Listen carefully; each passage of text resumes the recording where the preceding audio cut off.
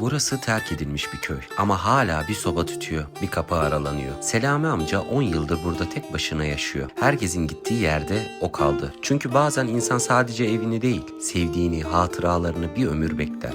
Burası Aksaray merkeze bağlı Gözlükuyu Küm Evleri. Bu köyün ağası muhtarı bekçisi benim. 7 çocuğum var, 15 torunum var. Çok yoksul büyüdük yani.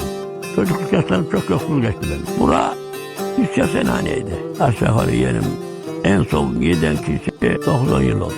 Susuzluktan gittiler. Davulla zurlayla da düğün ederlerdi burada. Öyle bir güzel düğünlerimiz oldu ki ne diyeyim size. Ama şimdi o yok yerim. Hanımım ölmeden önce burada daha 70-80 senhane vardı. Hanım öldükten sonra da benim gitmeyi hiç canım istemedi. Şimdi Hamza Aydoğdu valim var. Geldi bu evime baktı. Sen Aksaray'a göçüreyim dedi. Ben göçmedim Aksaray'a.